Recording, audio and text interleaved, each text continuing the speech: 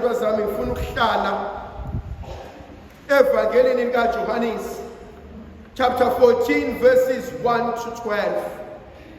Athi uJesu inhliziyo zenu mayingakhathazeki. Kuyavuka kumina ukuthi baningi abantu onhliziyo zabo zaphukile. Baningi abantu abathwele, baningi abantu abaxakanisekile, baningi abantu abesabayo, baningi abantu inhliziyo zabo ziyabalisa. Kodwa namhlanje kumina kuyavuka lenkonzo uNkulunkulu ayenzayo nafuna ukuyenza nayiphelezisayo. Kuvuka kumina uJesu eyongena esikebheni. Athi umntaka Maria mangena esikebheni makadane ahlale ebese yalala. Kodwa mangena esikebheni abafundi bayahamba, kodwa uJesu selele ebese kuvuka isivunguvungu. Le ndaba mangiyibuka yokuvuka kwemimoya ngaphandle, bayasaba abangaphakathi ukuthi le mimoya lamadlambi lomsindo ongaphandle ngeke nisilimaze. Bese kuvuka intembi lenhlizweni yami, ongaphandle akwazi ukungena ngaphandle uma ngaphakathi kunembobo yokudedela. Asoma nayizwa inkulumo yami. Athobhala kahle ungamsabi osezweni ngoba kumina athi unamandla okumelana nosezweni. Siyakhala, sixakekile, kodwa bengifuna ukudlula ukuthi lento engixakayo ingaphandle noma ingaphakathi. Ngoba mingaphandle ayinawo amandla, ngoba kumina unamandla kunosezweni. Athi ungamsabi obulala umzimba kuphela, athi saba othasebulala umzimba makadala benamandla okuphosa etilongweni. Kuthi ngihlale ngibuze kuba ngabe le nkinga engihleli nayo kephi umsuka wayo.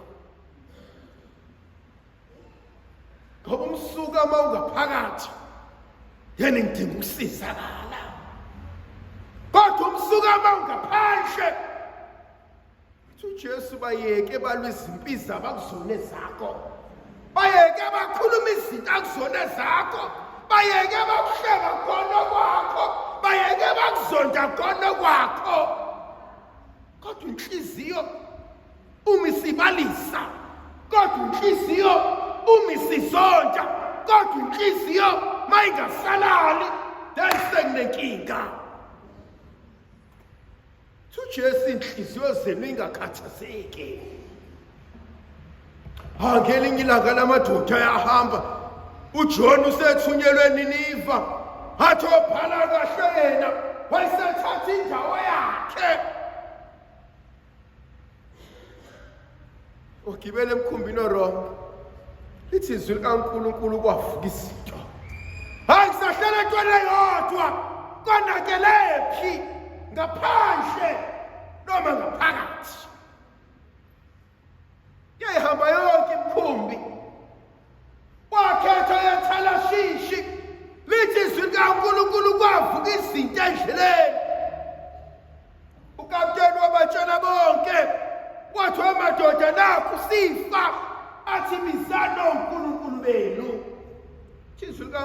uJohn wayehleli wafika ukapteni kena wathi nawe bizo wakho uNkulunkulu. Hathi uJona athi madoda kaNkulunkulu athi inkinga ilele kunina athi inkinga ilele kumina. Man khona inkonzo engiyithandayo. Athi uJona ngithatheni ningiphosa olwandle. Athi maniqeda ukungiphosa olwandle nizobona nizosinda nina. Hayi nisakhona. Khona ezinye izinto engimele ngithi inkosi. Sakhula kukhona uZondi ngasekhaya. Indaba kaZondi nonke niyayazi. uZondi wayithwala insimbi. Zondi wayithwala insimbi. Langathizeni uZondi othwala insimbi. Ntambama sehwaleni useyabuya. Ebese wemgodini. Athi bewemgodini uZondi amadoda enjawezwe ukuthi uZondi usebambekile ahamba ayozama ukumdonsa kodwa intambo zaqashuka. Bafaka imkhilo kodwa imkhilo yaqashuka. Kwathiwa lethani iy'ntambo zokubophela iy'nkomo zaqashuka. Kwathiwa lethani amasprobo ukubopha iy'nkabi zaqashuka. Kwathiwa Zondi wasinda kangaka kwenze njani? Athi uZondi khona insimbi engiyiphethe. Uthweleni? Uphetheni? Sukunamini inhliziyo zethu ayinakho ukuphumula. Ubusuku namini inhliziyo zethu sezibalisa. Ubusuku namini ngengcabano. Kwenze njani? Ngalo mhlabeleni athi uJesu yamangalisa. Athi wathatha inhliziyo yelitshe athi wafake kamoya. Mhlawumbe inkonzo engiyakuyona Nkosi awuke ungilaphe. Ake uguqule yami inhliziyo. Ake ngifunde ukuthanda. Ake ngifunde ukuxola. Ake ngifunde ukuhlonipha omunye umuntu. Ngithi mina abanye bethu baxakekile namhlanje abasebenzi. Abanye bethu baxakekile namhlanje izinto ayiqaqeki. Abanye bethu baxakekile namhlanje izinto azikho. Hayi ngoba sithakathile. Hayi ngoba nakwatshontshwa iy'ngubo zethu. Hayi ngoba nakufanele sophakaniselwa amagobongo. Bengimele ngishintshe inhliziyo. Yazi ngesonto edlule ngashumayela intshumayelo. Ngathi uya kanjani emsamo kaNkulunkulu inhliziyo yakhe ingekho mhlophe.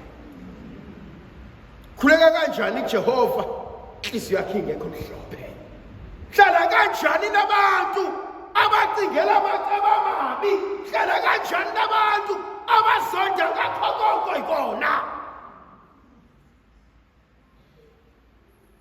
Inkonzo yethu uNkulunkulu ekumele sinike yona. Nkosi iguqule yami intando ifaniswe neyakho. Nkosi shintsha ukuhamba kwami. Nkosi shintsha ukwenza kwami. Yodwa inkonzo uNkulunkulu asinika yona. Khona lento engiyisabayo. Uyitshela ukuthi ushaya lo. Ukhohlwe ukuthi lona akaqhuma ngitsheni. Wena uzonda lo. Kodwa kuney'ngane zakhe. Kunomndeni wakhe okhathazekayo ngaye. Jabula kanjani umndeni usukhala ngenxa yakho? Jabula kanjani omunye umndeni awusakwazi ukwenza izinto? Ngoba wena sewuphakamile, uMndlovu kayiphiliswa. uJesu inhliziyo zenu ingakhathazeki. Khona le nkonzo evukayo kumina ukuthi mhlambe uNkulunkulu ufuna ukuselapha namhlanje. Abanye bethu bahlezi bayibuka njengezehluleki. Abanye bethu bahlezi bayibuka njengezinto engenamsebenzi. Athi osibani sebephumelele. Athi osibani bahambela kahle. Kodwa mina konke engikuzamayo athi Nkosi akulunga indawo. uJesu niyakholwa nikubaba. Thipho lihlulwa yini ukukholwa kumina? Ngiyayithanda mina le nkonzo uJesu ayivusayo. Ngoba uJesu uvusa inkonzo yokuthi uke wathembeka uThixo. hayi ngangibona inxuka ngizalwanga nxuka ngangibona ingxakekile ngangibona ingasasebenzi ngangibona senginhlekisa ngangibona sengisiyaphuyaphu ngangibona sengithukwa siyingane zami ngike ngazondla hlala nathi Nkosi wakwambona umnumzane womuntu ovusa umuzi wawakho umuzi wafundisa abantwana wafundisa unkosikazi athi obhala kahle athi ngobude benjela athi izinto zashintsha ngangenje mntanami nalokho ayibona kawathembe kuThixo kawabamuhle uJehova ngoba ngiyakubona nginakho konke sho njalo Jobe athi mangikwazi ukwamukela okuhle eNkulunkulu athi nenhlupheka ngisamkele inkonzo engifuna ukuhlala kuyona konke ukwamkela uthi Nkosi nasi isabelo okunike sona nansi indawo athi angihlale kuyona athi ukuba kahle athi ngendlala indumiso athi phekwa lameva athi ukuze athi akhonzeke kahle uThixo yazi bengifuna ukuthi inhlupheko zakho zanganeno athi usizi lwakho lwanganeno athi inyembezi zakho zanganeno athi nokuba inhlekisa athi obhala kahle encwadini yaExodus sahloso uqala nesesithathu athi bheka usizi lakho selifikile kumina athi nenyembezi zakho athi sengiyaziswa athi ohlali kahle esihlalweni sobukhosi ngenye imini athi uyakusukuma athi obhala kahle encwadini yesambulo athi ngiyakwazi ukuhlupheka kwakho athi ngiyakwazi ukubekezela kwakho athi ngiyalazi usizi lwakho athi bebuza kuJohannes athi bangobani laba abagqoke ezimhlophe moya ongcwele athi abavela ezweni lasemhlabeni athi ekuhluphekeni okukhulu athi kodwa bayihlambululile athi ingubo zabo kuyavuka kumina athi ngembathise baba khona abanye bethu abambathiswa ingubo yenhlupheko athi umpostoli Pawuli athi inhlupheko zanganeno athi aziyukfaniswa athi nenkazimulo athi uNkulunkulu asibekele yona bayeke bahleke akuzibuka into zakho ebheda awuvuka ubusuku nemini uyalusa uxakekile ngenzeki lutho uthi Nkosi ngizoyimbatha le ngubo yameva uthi Nkosi ngizoyimbatha le ngubo enhlekisa athi wophala kahle athi siqoqe ubufakazi athi ngelinye ilanga athi ohlele esihlalweni athi uyakusukuma yofika necrown uNkulunkulu. Every diamond tells the story of your suffering.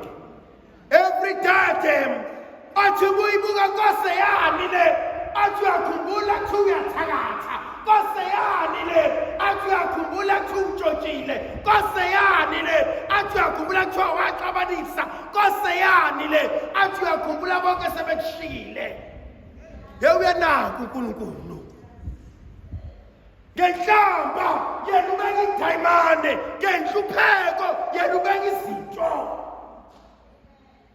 uyakusukuma hayi Nkosi ayingifanelanga le fanele osibanibani yolibona imudla uhlamulo athi uyaqhamuka nomunye nekhanjana athi not for you athi uyaqhamuka omunye athi not for you bese kudonswa lesa siyaphi athi obhala kahle athi uyamphakamisa ambekele athi ithobeni isandla somusa sikaThixo khona ngesikhathi esifaneleyo eyakumphakamisa